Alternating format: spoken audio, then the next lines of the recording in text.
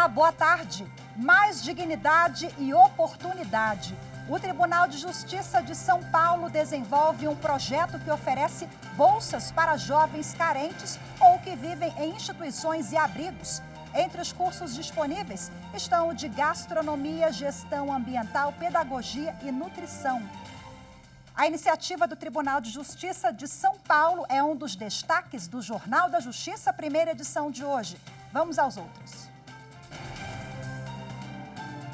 Ministros do Supremo Tribunal Federal julgam em sessão virtual liminar contra a tramitação do novo Código Eleitoral.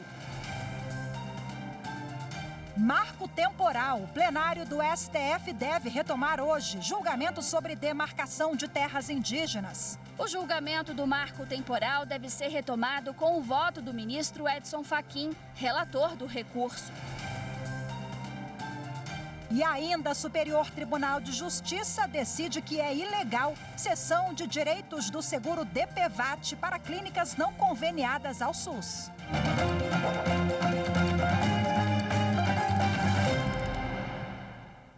Está em julgamento no Supremo Tribunal Federal, em sessão no plenário virtual, uma ação contra a tramitação do novo Código Eleitoral. E quem tem as informações e traz agora ao vivo para a gente a repórter Carolina Chaves. Olá, Carol, muito boa tarde para você. Conta para a gente como é que está até agora, quem votou, quem falta votar. Lembrando que o plenário virtual tem votação aberta até a meia-noite de hoje, né, Carol? Boa tarde mais uma vez. Boa tarde, Rafaela. Boa tarde a todos. Olha, já são 3 votos, 3 ministros já votaram com o relator, o ministro Dias Toffoli, para negar o pedido de suspensão da tramitação do projeto que cria o novo Código Eleitoral. Esse pedido, Rafaela, foi feito por 4 deputados e 2 senadores. Os parlamentares alegam que a proposta não respeitou o devido processo legislativo. Segundo os parlamentares, foi criado um grupo de trabalho para debater o tema sem respeitar a proporcionalidade partidária e que a proposta deveria passar por uma comissão especial. Mas os ministros Dias Toffoli, Carmen Lúcia, Edson Fachin e Alexandre de Moraes, que são os únicos que votaram até agora, entenderam que o tema foi debatido por esse grupo de trabalho por 5 meses, inclusive com a sociedade civil, partidos políticos e visitas técnicas a ministros do Supremo Tribunal Federal e também do Tribunal Superior Eleitoral. Por isso, eles não verificaram ameaça a direitos dos parlamentares e também não viram inobservância ao devido processo legislativo. Segundo os ministros, a tramitação de urgência da proposta é uma decisão do Legislativo e o Judiciário não deve interferir. Rafaela, apesar de negar o pedido, os ministros entenderam que nada impede o questionamento futuramente da lei aprovada. O julgamento da sessão virtual extraordinária está previsto para terminar à meia-noite de hoje, Rafaela. Muito obrigada pelas informações, Carol. Daqui a pouco tem sessão plenária do Supremo Tribunal Federal. Os ministros retomam hoje o julgamento do recurso extraordinário que trata do marco temporal para a demarcação de terras indígenas. A sessão será retomada com os votos dos ministros. O julgamento do marco temporal deve ser retomado com o voto do ministro Edson Fachin, relator do recurso. Os ministros analisam um recurso apresentado pela FUNAI contra uma decisão do Tribunal Regional Federal da 4ª Região, que negou a posse da terra a uma comunidade indígena de Santa Catarina. Representantes de várias etnias estão em Brasília para acompanhar o julgamento. O recurso tem repercussão geral reconhecida e a decisão deve servir de parâmetro para outros 82 processos, que por enquanto estão suspensos. O chamado marco temporal estabelece que os indígenas só podem reivindicar a demarcação de terras se comprovarem que já ocupavam a área antes de 1988, data da promulgação da Constituição Federal. Em plenário virtual, o relator, ministro Edson Fachin, se posicionou contra o marco temporal e afirmou que a perda da posse das terras tradicionais por comunidade indígena significa o progressivo etnocídio de sua cultura, pela dispersão dos integrantes daquele grupo, além de lançar essas pessoas em situação de miserabilidade e aculturação. Como a ação foi para o plenário físico, o relator deverá votar novamente. Na semana passada, a Advocacia Geral da União se manifestou pela manutenção do marco temporal e afirmou que a discussão sobre qualquer alteração deve ser feita pelo Congresso. É no Parlamento e não no Poder Judiciário que as discussões públicas devem ocorrer por excelência.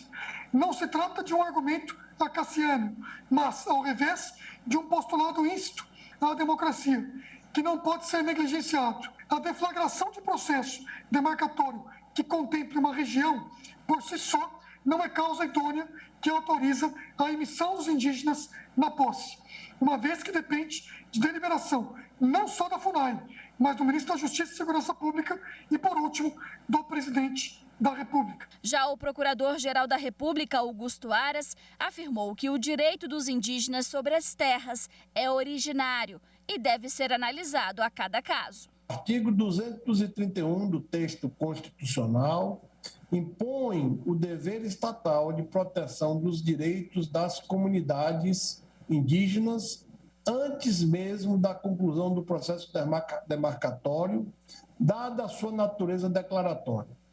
Por motivos de segurança jurídica, a identificação e delimitação das terras tradicionalmente ocupadas pelos índios há de ser feita no caso concreto, com a regra do tempus regit actum, aplicando-se a cada caso a norma constitucional vigente ao seu tempo.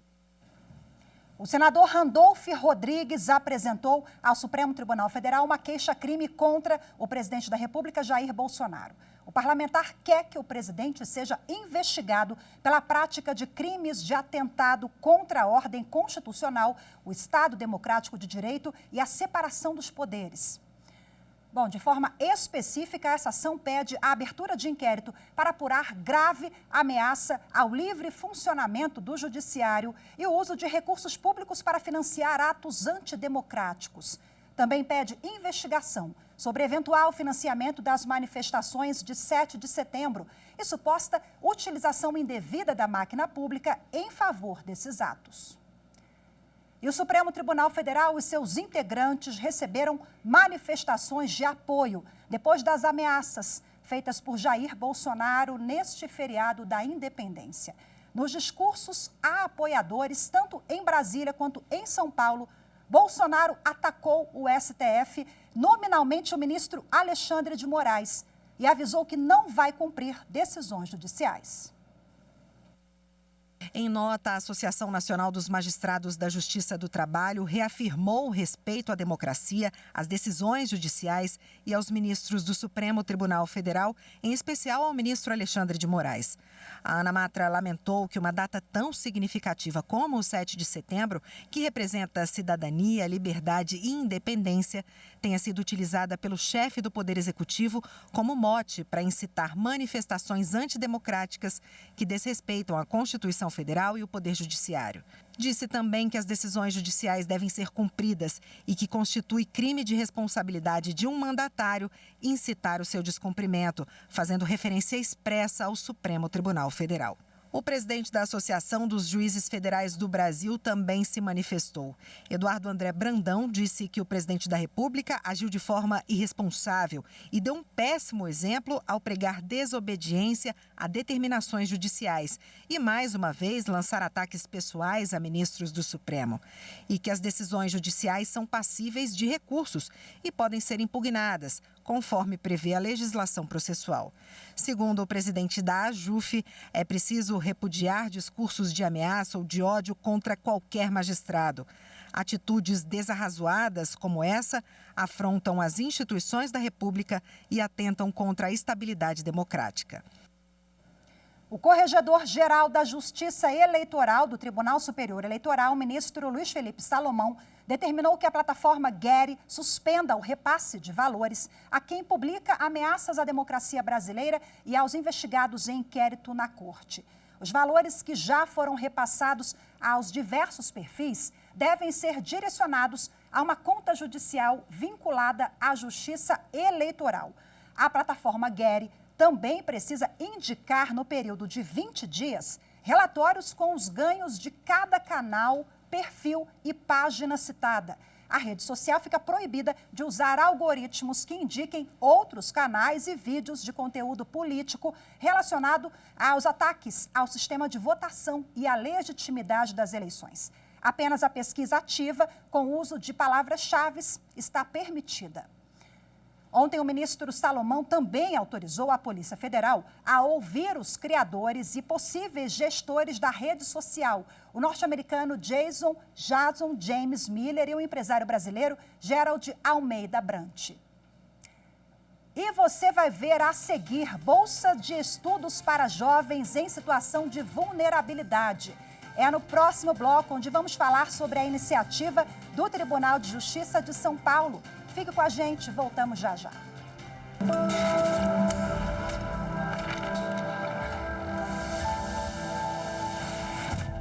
A Constituição brasileira representa a vontade do povo.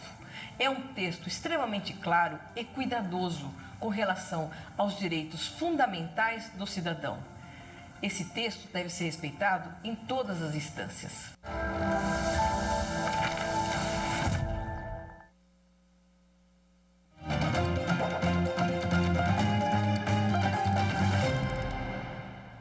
Uma iniciativa importante do Tribunal de Justiça de São Paulo está abrindo caminhos para que jovens em situação de vulnerabilidade conquistem um diploma de nível superior com a ajuda de instituições parceiras. O programa oferece bolsas de estudos em diversas áreas. Tamires, de 21 anos, cursa o primeiro semestre de Química em uma universidade de Santos, interior paulista. Ela recebeu uma das 77 bolsas de estudos oferecidas pelo programa Desembargador Antônio Carlos Malheiros, do Tribunal de Justiça de São Paulo. Eu acredito que esse projeto é muito importante para incentivar jovens como eu, que não têm condições de manter uma faculdade. Essa bolsa representa para mim uma oportunidade única de mudar de vida e ingressar com uma melhor qualificação no mercado de trabalho. O programa do TJ de São Paulo conta com a parceria de instituições de ensino públicas e privadas, do Sistema de Justiça Local e Ministério Público. As bolsas são para jovens carentes ou que vivem em instituições ou abrigos da região. Entre os cursos disponíveis estão de gestão ambiental, gastronomia, pedagogia e nutrição. O nome do programa é em homenagem ao desembargador do Tribunal, Antônio Carlos Malheiros, que faleceu em março deste ano e sempre foi reconhecido por sua dedicação à defesa e promoção da dignidade humana, especialmente de crianças e adolescentes. E você vai ver a seguir, é ilegal a cessão de direitos do seguro DPVAT para clínicas não conveniadas ao SUS. As informações no próximo bloco, até já já.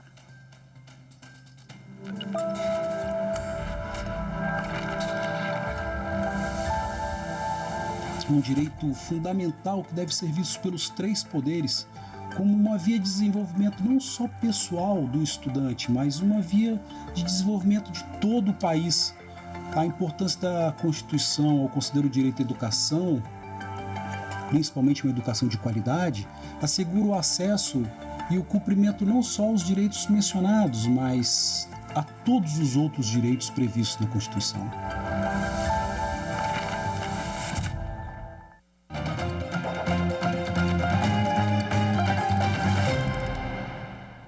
A terceira turma do Superior Tribunal de Justiça decidiu que a cessão de direitos do seguro DPVAT para clínicas não conveniadas ao Sistema Único de Saúde, o SUS, é ilegal. A reportagem é de Jéssica Castro. O colegiado decidiu que a indenização do seguro DPVAT decorrente de gastos médicos hospitalares está condicionada ao prévio pagamento das despesas pelo paciente diretamente à instituição hospitalar, ficando assim vedada a cessão de direitos da restituição a clínicas e hospitais não conveniados ao Sistema Único de Saúde, o SUS. O caso julgado envolveu uma ação de cobrança ajuizada contra a seguradora responsável pelo DPVAT, onde uma clínica de fisioterapia não credenciada pelo SUS alegou que atende vítimas de acidentes automobilísticos e arca com as despesas do tratamento, em troca dos direitos dos pacientes ao reembolso do seguro mediante cessão de crédito. Em primeiro grau, o pedido foi julgado procedente, mas o Tribunal de Justiça do Paraná reformou a decisão. Em recurso ao STJ, a clínica alegou que a lei que dispõe sobre o seguro DPVAT não veda a subrogação na hipótese de atendimento realizado por instituição de saúde não credenciada pelo SUS. Argumentou ainda que a cessão de direitos é um meio de garantir que o objetivo social do seguro obrigatório seja implementado, além de representar a possibilidade de tratamento de qualidade para o beneficiário acidentado. No voto, a relatora, ministra Nancy Andrighi, apontou que a citada lei veda expressamente a cessão de direitos no que tange a despesas de assistência médica e suplementares efetuadas pela rede credenciada junto ao SUS quando em caráter privado. A relatora explicou que desde a edição de medida provisória de 2008, a legislação foi alterada para determinar que somente o próprio beneficiário pode solicitar o reembolso caso tenha sido atendido em clínicas e hospitais particulares conveniadas ou não ao SUS, e que essa alteração ocorreu para evitar fraudes. A ministra destacou que, visto que os segurados não pagam pelo tratamento, não há obrigação de reembolso pela seguradora e, consequentemente, é inviável a cessão de direitos. Já a primeira sessão do Superior Tribunal de Justiça confirmou a competência federal para as ações sobre o fornecimento de oxigênio no Amazonas. Em janeiro, durante as férias dos ministros, o vice-presidente do STJ, ministro Jorge Mussi, no exercício da presidência, deferiu tutela provisória requerida pelo Estado do Amazonas para que fosse reconhecida a competência do juízo federal nos processos existentes e futuros sobre o fornecimento de oxigênio hospitalar para as unidades de saúde públicas e privadas do Estado. A empresa White Martins, com várias demandas, tanto na Justiça Federal quanto na estadual, argumentou que em todas as ações havia interesse da União, porque vários órgãos públicos federais estão envolvidos no combate à pandemia e, por isso, seria necessário centralizar a análise das demandas judiciais na primeira vara federal, onde havia decisão a respeito do tema.